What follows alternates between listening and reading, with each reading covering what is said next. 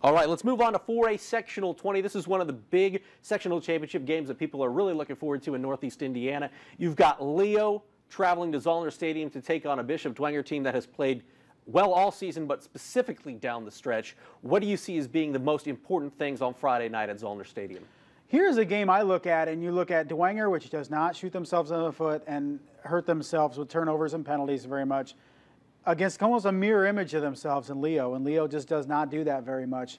And it's going to be a very tight, low-scoring game, in my opinion. I think the team that makes the less mistakes and is able to really grind out yards and scores is going to win this game. I think Leo's going to hang around. We looked at maybe last year they played Lures. Remember, we expected that game to kind of be a blowout, and it was a one-point game, and Leo actually led by 2 touchdowns before Lures came storming back. I mean, anybody immediately just placing Dwenger as a sectional champion is making a big mistake, because Leo has proven over the last several years that they can play with the upper echelon SAC teams like a Lures, like a Dwenger. I expect this game to be very close and probably the best game of the weekend. When you take a look at what Leo has done, we talked about the competition of Carroll and Homestead moving into the SEC. Leo takes a step up in competition from the ACAC to the Northeast 8. Bigger schools, more challenges on Friday night. How does that help them make a playoff run? Because they've made playoff runs before where they haven't played the level of competition in the regular season that might get them ready as they have this season. No, that's a good point, and it's similar to maybe what we were talking about Homestead and Carroll, because Leo in the ACAC, just a couple times a year they would have to flip the switch and have to be ready to play for a couple teams out of that schedule, which in the Northeast State, they just had a lot more games. They had a couple they could coast, but it was more week in, week out. They had to come and perform. And I think you look at a couple of years where Leo maybe would play their 2 toughest games early part of the year, coast the second half, and then they get a tough game in the sectionals and like, uh-oh, we just haven't had to play a complete 4 quarters of football for 6 weeks, and now they got to turn it on. And that's tougher to do. So now that Leo's been challenged throughout most of the year, they should be able to be ready to play a complete 4 quarters against Dwenger, because they've had to do it more often week in and week out this year. Quarterback Craig Kloffenstein is having a fantastic season. He injures the collarbone in week 5, makes his return last week, 4 or 5 passing, couple of touchdowns against Southside, pulled early. So I guess we don't really know exactly where he's at because we haven't seen him all that much. How key is that passing game against what Dwenger does defensively? Because we always talk about Dwenger's front 7. Tyler Hensinger for Leo's having a fantastic season. I imagine they'll try to shut down the run game first and make Craig Kloffenstein beat him.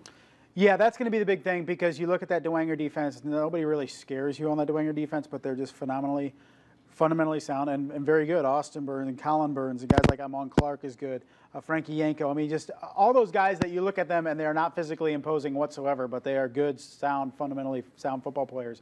And that is going to be the key, I think, for Leo to be able to consistently move the ball, both running and passing, because a lot of teams have not been able to do that against Bishop Dwenger.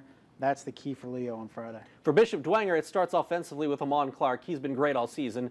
What does he need to do kind of set the tone for a physical ball game if you're Dwenger? I think you want to try to grind it out in the trenches against this team, because I think almost against everybody, you have an advantage on the offensive and defensive line if you're Bishop Dwenger every night. Yeah, and you got just a back in Amon Clark where you just get the ball, 15, 20, 25 times a game. The kid never tires, seemingly. Plays both ways for Bishop Dwenger.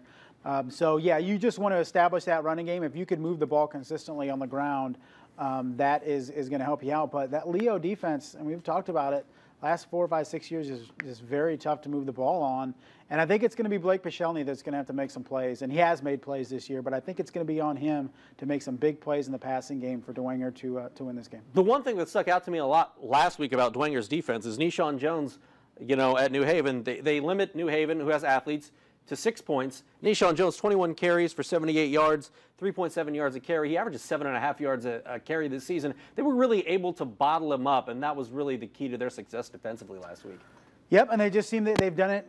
We saw it against Snyder, and nobody had been able to bottle up those playmakers, and they were able to do it. And they're just so physical up front. They will challenge you, and more often than not dominate you up front, especially in the trenches. So can Leo match that intensity? That's the big question, especially up front, like you mentioned, both sides of the ball. Can they match up with Dwenger snap after snap after snap up front? And that's going to be one of the big keys on Friday.